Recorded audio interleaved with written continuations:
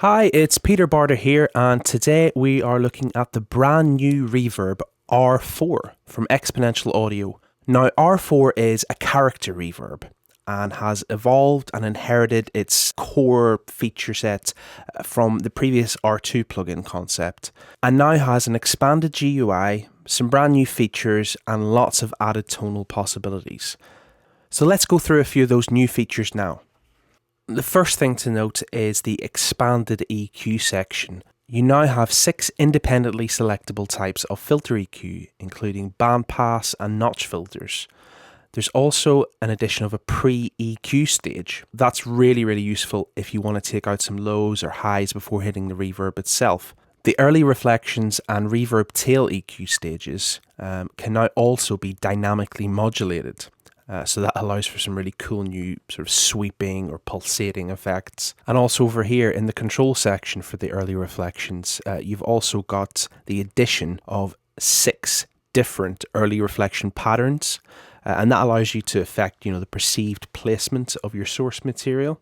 So let's have a play around with that now with some close mic'd strings. Here the strings dry first, and we'll add in some reverb.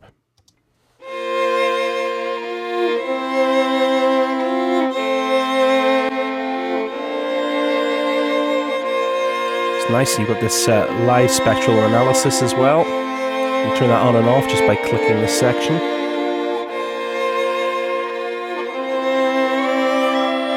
So let's have a play around with that EQ section and see if we can get some modulation happening. There's a little bit on this preset already, but let's see if we can hear it a bit better. So let's just turn up so we solo the reverb. And let's play around with the tail first. So we'll turn down the early reflections. Let's make the modulation a bit more drastic so you can hear it.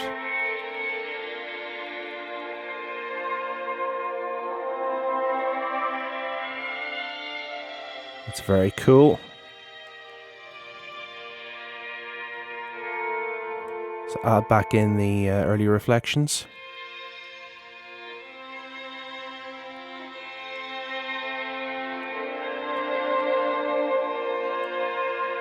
So add some dry signal back in.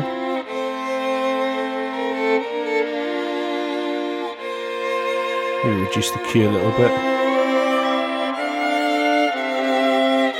Very nice.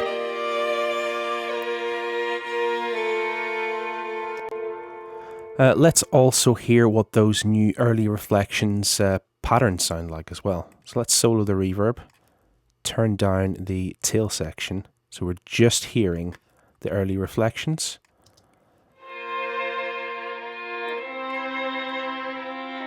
So over here in the pattern section,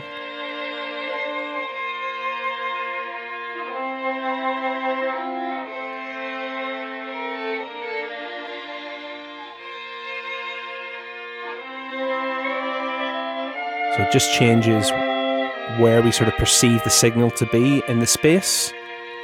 Really nice new addition. You might also notice in the main central section here, you've also got the welcome addition of tempo synced pre-delay. So that allows for the settings of your pre-delay time based on musical intervals, or alternatively, ratio of the beat value. So if we set it here to tempo, you can see we've got host sync over here. It recognizes our BPM, and we can then set our pre-delay based on that.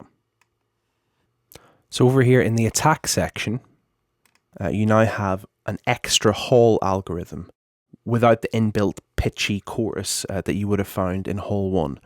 Hall 2 lets you add that in if you want, or you can keep it a bit more natural. Now if we open up the tail section, so along with the features that R4 has inherited from R2, you've now got something called tail suppression. So the reverb tail can now be ducked or suppressed depending on either the input level, the reverb level itself, or a combination of the two. That's a really useful feature if you don't want the tail muddying up the performance. Before, you might have had to add your own compressor with a sidechain input further down the chain to achieve that effect. Now it's all within the plugin, so that's great. So over here in the chorus section, you now get extra density controls, which will modulate the room size when using the Hall 2 algorithm that we talked about earlier. along with the modulation rate controls for the EQ on the early reflections and tail section. So a completely new section to R4 is the warp section over here. And that allows for some compression and limiting of the reverb itself, along with some distortion and warming effects.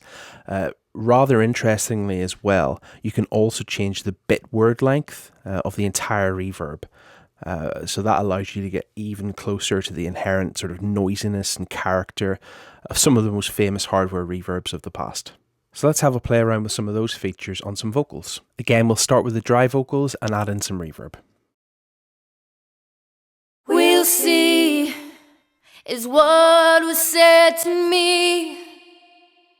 So add a little bit more so we can hear what's going on. You'll see, if it's meant to, it will be. Let's play around with that pre-delay time. At the moment it's 16th, let's make it a little bit more noticeable.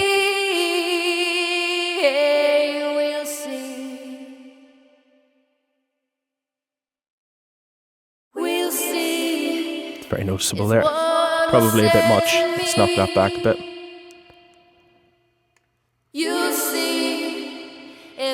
Nice. Let's move on to the tail suppression. Just looking at input at the moment.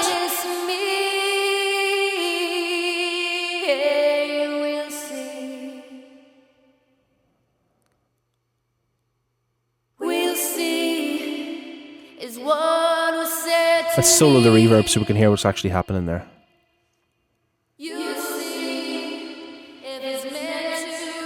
Got the recovery time here, so we can make it a bit smoother if we want.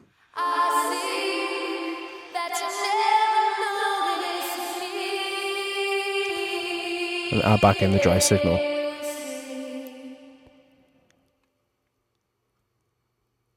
We'll see, is what was said nice. To me. You'll see. Let's open up the warp section if it's now. Meant to, it will be. You got the selection to turn it on or off. I see that you never notice me. Let's play around with a bit depth. We'll see. We'll see. Is what said to me. So we've gone all the way down to 12 bits there, and you can really start to hear the grungy noisiness that brings in. I see that you never notice me. Got a little bit of drive. We'll see. We'll see. Is what was said to me. Really kind of fuzzes up the tail. If it's meant to, it will be. So another entirely new feature is the reverb freeze, which puts your tail in a sort of suspended, frozen state. And then you can choose then to combine this strange, ethereal sound back in with your early reflections and the dry signal. Tonally, it's really quite fun and unpredictable. So let's have a little play around with that now. We'll see, is what was said to me. So let's try and grab. You'll see, if it's meant to, it will be. Let's just listen to what's happening there. So we've just grabbed the reverb tail, and it's sort of playing in a suspended loop almost. And we can choose here whether then to combine that signal back with our early reflections. So we're passing the early reflections through now. It's very sci-fi.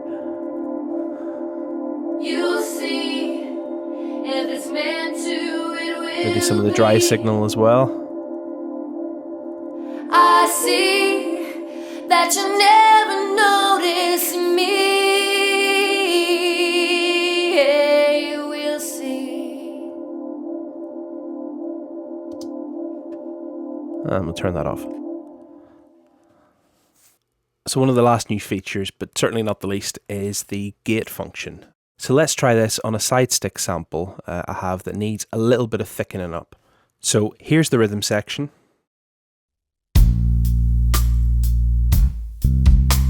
And what I want to do is put that side stick in a bit of a space, but not have the tail interfering too much with everything else. So let's experiment with the gate.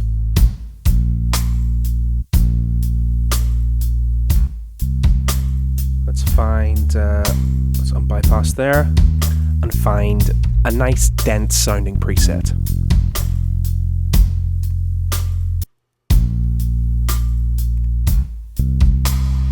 Yeah, something like that. But then we really want to control and suppress that tail, gate it a little bit. So let's have a play around with this.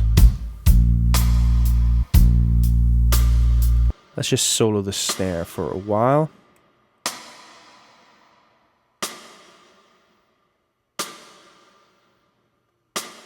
Okay, just make sure the threshold is correct.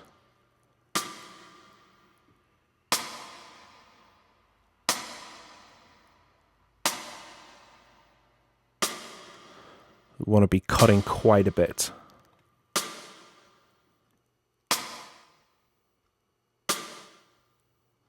Something like that.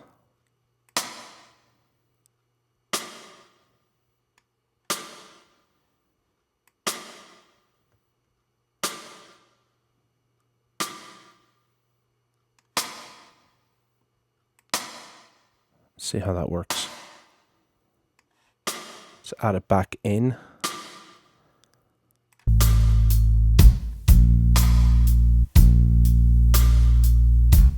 Nice.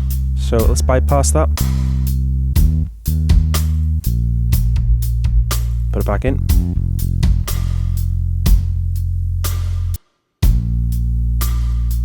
Yeah, I'm happy with that. So let's hear it all in context.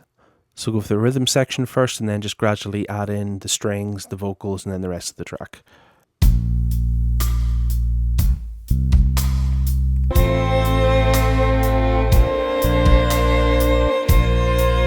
You'll see if it's meant to, it will be. I see that you never notice me. Yeah, you will see. Very nice. Okay, so what are my final thoughts? Firstly, I'd say hats off to the design of the GUI. Being somewhat new to the Exponential audio workflow and design, I actually found it really easy to navigate and tweak all the settings. The optional tooltips that you can get as well are great at explaining and pointing you in the right direction when you get a bit stuck. And on to the sound. Okay. So I'm lucky enough to have had the opportunity to listen and play around with a lot of the classic hardware reverbs over the years. And to my ears, this sounds as good as any of them. And when you throw in the modern workflow that you get with a plugin, and the fact that this plugin costs around 10% of what a lot of the hardware units cost, then for me personally, I know which side of the fence I'm on. The tonal possibilities that you can achieve are staggering, and I've only scratched the surface in this review. And even if you don't want to get too involved, there are over 1,200 presets to get you going quickly. I'm also really, really excited to start experimenting with the new freeze function, maybe combining it with some automation as well. I would say, if you are currently considering splashing out on a hardware reverb, or you need to inject some more warmth or character into your existing reverb palette, I urge you to try a demo of this plugin. You will not be disappointed. It is fantastic. So that's all from me. Thanks for watching, and I will catch you next time.